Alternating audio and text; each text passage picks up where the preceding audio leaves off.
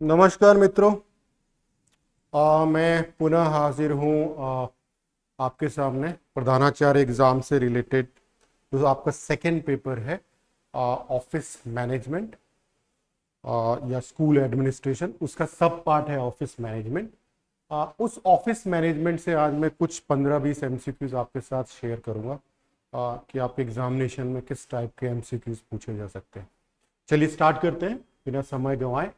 पहला एमसीक्यू है आपका, match the following office management goals with their corresponding actions. निम्नलिखित कार्यालय प्रबंधन लक्ष्यों को उनकी संगत क्रियाओं से मिलाएं। ठीक है, तो एक तरफ आपकी कार्यालय के क्रियाएं हैं, एक्शंस हैं, और उसके दूसरी तरफ उसकी क्या है, क्रियाएं दी गई हैं कि क्या करना है। फॉर एग्जाम्पल, जैसे पहला है help in achieving goals, cost reduction, managing change, support innovation, और उसके बाद उसके करस्पॉन्डिंग एक्शंस दिए गए। तो आपको अगर अपने गोल्स को अचीव करना है तो आपको क्या करना पड़ेगा? ऑब्वियसली आपको प्लानिंग करनी पड़ेगी, स्ट्रेटेजिक इनिशिएटिव्स लेने पड़ेंगे। तो पहले का हो जाएगा आपका बी।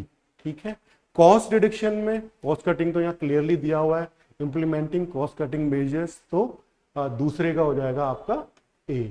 मैनेजिंग, अगर आपको चेंज को मैनेज करना है, अपने इंस्टीट्यूशन में चेंजेस लाना है, तो आपको ट्रेनिंग देनी होगी एम्प्लॉयज को नई टेक्नोलॉजी के लिए, है ना। तो फिर अगर आपको चेंज करना है अपने और कुछ नया इनोवेशन लाना है, कुछ नई तकनीकें लानी है, तो you would have to train your employ for new technology. तो मैनेजिंग चेंज हो जाएगा आपका, सॉरी ये डी हो जाएगा, नॉट सी, ये हो जाएगा A, B and D. And support innovation, अगर आपको इनोवेशन को सपोर्ट करना है तो नए आइडिया आपको लेने पड़ेंगे, फीडबैक अपने एम्प्लॉय से लेने पड़ेंगे, तो ये हो जाएगा आपका सी। तो 1 का बी, 2 का ए, 3 का डी और 4 का सी। तो योर आंसर इज बी। तो आंसर हमारा हो जाएगा बी। ठीक है, तो इस तरह मैच द फॉलोइंग इस तरह के भी आ सकते हैं। तो अपनी तैयारी को इस हिसाब से करिए, इस लेवल पे लेके जाइए। ठीक है, ये इसका आंसर हो गया, answer is B. Then assertion reason, office management contribute to cost reduction by minimizing wastage। Office management के अगर हमको कॉस्ट रिडक्शन करते हैं हम ऑफिस मैनेजमेंट, तो उससे वेस्टेज कम से कम होती है। बिल्कुल सही बात है, assertion is right. Optimum utilisation of resources leads to increased overhead cost. Overhead cost बढ़ता थोड़ी है, अगर हम ऑप्टिमम यूटिलाइजेशन करेंगे रिसोर्सेज का तो ओवरहेड कॉस्ट घटेगा ना कि बढ़ेगा। ओवरहेड कॉस्ट मतलब जो ऊपर के खर्चे हैं, जो ऊपरी खर्चे हमारे, यानी तनख्वाह वनख्वाह या प्रोडक्शन से रिलेटेड के बाहर के जो खर्चे है ना, जैसे आपको कोई रिपेयरिंग का काम करना है, कोई एक्स्ट्रा फर्नीचर लाना है, तो that comes under that category. तो अगर हम ऑप्टिमम यूटिलाइजेशन करते हैं चीज़ों का, तो फिर वो एक्स्ट्रा चीज़ें हमें लाने की जरूरत ही नहीं है। तो ओवरहेड खर्च क्या हमारा बढ़ेगा नहीं, घटेगा। तो ये आपका गलत हो जाएगा। तो असर्शन तो ठीक है लेकिन रीजन गलत है। तो assertion is true but reason is false. तो ए इज आंसर इज आपका सी हो जाएगा इसमें आंसर। तो 2 का आंसर क्या हो जाएगा आपका? सी। अभिकथन सत्य है लेकिन कारण गलत है। Then effective office, this is fill in the blanks, effective office management contribute to maintaining good dash by addressing consumer grievances। consumer grievances जहां आपको नजर आता है आप सीधे सीधे पब्लिक रिलेशन की तरफ टिक करेंगे। ठीक है, तो ये इसका आंसर हो जाएगा B. Effective office management contribute to maintaining good public relations by addressing consumer grievances. आप कंज्यूमर ग्रीवांसेस को कैसे एड्रेस कर सकते हैं? अच्छे पब्लिक रिलेशंस मैनेज करके। ठीक है, जनसंपर्क जिसे कहते हैं। तो आंसर इज 3 का आंसर हो जाएगा आपका B. Then a retail company wants to increase sale by 20% in the next fiscal year, which office management practice is most relevant। एक खुदरा कंपनी अगले वित्तीय वर्ष में बिक्री में 20% की वृद्धि चाहती, कौन सा कार्यालय प्रबंधन अभ्यास सबसे अधिक प्रासंगिक है?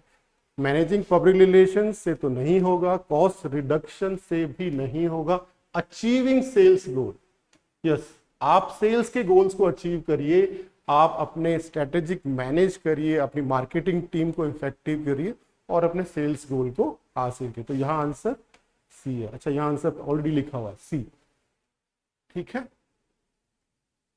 Then which office management process helps in reducing operating cost by digitising paper work and automating task.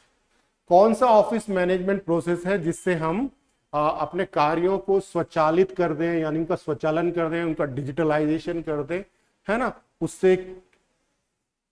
अच्छा, which office management process helps in reducing operating cost, operating cost कम हो जाए।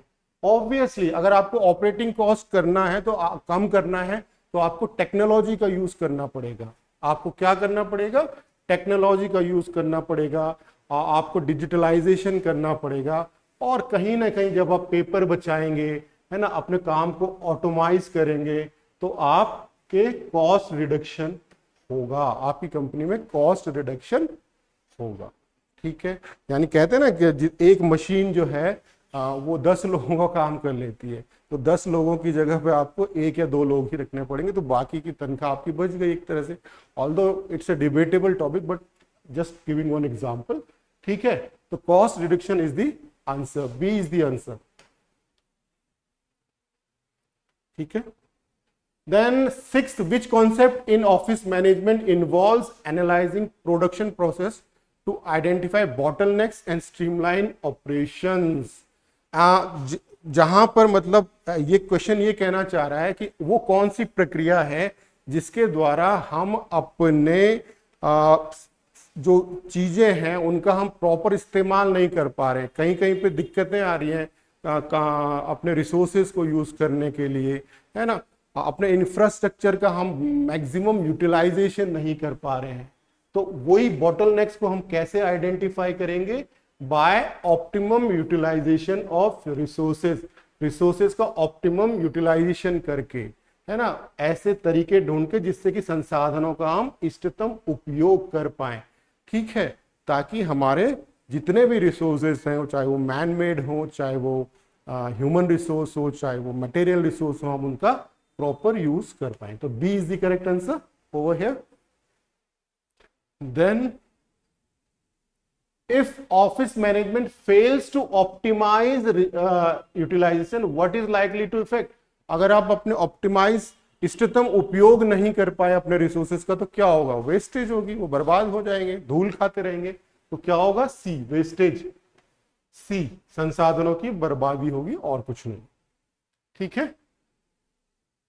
Then in a corporate office looking to improve efficiency, what action is most aligned with effective office management? अगर आपको efficiency बढ़ानी है, अपने office की productivity बढ़ानी है, तो ऑब्वियसली आपको टेक्नोलॉजी के साथ जाना पड़ेगा, आपको डिजिटलाइज करना पड़ेगा अपने को, है ना। तो यहां पर क्या होगा? B is the correct answer. इससे meeting the number of meeting, इससे नहीं, increase the number of meeting से कुछ नहीं होगा। Ignore cost control, hire more employees, नहीं। तो डिजिटाइज करना पड़ेगा आपको, कागजी कार्रवाई को डिजिटाइज करना पड़ेगा, टेक्नोलॉजी को अपने अपने काम में, अपने संगठन में अधिक से अधिक इस्तेमाल करना पड़ेगा। तो B is the correct answer over here, B. 8वें का बी हो जाएगा। A manufacturing company is experiencing delay in production due to poor resource management. What should office management focus on resolve this issue? क्या होगा? एक manufacturing company है, वो poor resource management face कर रही है, तो ऑफिस को क्या करना होगा? Obviously optimum utilisation of resources करना पड़ेगा भैया, तभी तो वो रिसोर्सेज का बेहतर इस्तेमाल कर पाएगी। आप रिसोर्स मैनेजमेंट प्रॉपर नहीं कर पा रहे हैं, आपके पास मशीन है, आप उनका अच्छे से इस्तेमाल नहीं कर पा रहे हैं, आपके पास कंप्यूटर है, आप उनका इस्तेमाल नहीं कर पा रहे हैं, है ना, ह्यूमन रिसोर्स है, वो उनका प्रॉपर इस्तेमाल नहीं करना है। तो इनका ऑप्टिमम यूटिलाइजेशन करने के लिए आपको कुछ स्ट्रेटेजिक प्लानिंग करनी पड़ेगी। B is the correct answer. ये सब आपको पढ़ाया हुआ है। ठीक है। Which of the following is correct sequence of activities in effective office management? Effective office management में आपको मैं बार बार बताया हूं कि सबसे पहले आता है प्लानिंग, उसके बाद आता है organising, then coordinating, then controlling. इसको आप बिल्कुल रट लीजिए। ठीक है। P L O R C O O और C O N, इसको तो रट लीजिए आप। इस इसी सीक्वेंस में आपको बताना है, पहले planning, then organising, then coordinating and then controlling. ठीक है, तो बी इज दी आयोजन, यहां पे इसने गलत कर दिया, आयोजन, समन्वय, नियंत्रण। कोई नहीं, हम इंग्लिश में देख लेते हैं, planning, organising, coordinating and controlling. B is the correct answer. Which of the following statement is correct? इनमें से कौन सा स्टेटमेंट करेक्ट है? Office management is only concerned with physical arrangement of the office. क्या सही है? सोचिए। Cost reduction is not a focus of office management. अच्छा, ऑफिस मैनेजमेंट इंक्लूड्स, जस्ट अभी मैंने आपको बताया, planning, organisation, coordinating and controlling activities. Office management does not affect the flow of work. तो इसका आंसर क्या होगा? सी। ये पिछले क्वेश्चन से ठीक जुड़ा हुआ है, तो C is the correct answer. 11वें का सी हो जाएगा। Then assertion reason, again assertion reason दोनों को पढ़ेंगे, देखेंगे दोनों सही है, फिर बिकॉज लगाएंगे बीच में। Office management supports innovation in work place. ठीक है, हाँ करता है। Good office management creates an environment where new ideas are generated and improvement are made. बिल्कुल सही, ये भी सही है। अब बिकॉज लगा देते हैं, फिर देखते हैं क्या इसका रीजन सही आ रहा है। Office management supports innovation in the work place because good office management creates environment where new ideas जुड़ा हुआ है हमारा इनोवेशन से, generate and improvements are made. बिल्कुल सही। ए और R both are true and R is the correct explanation.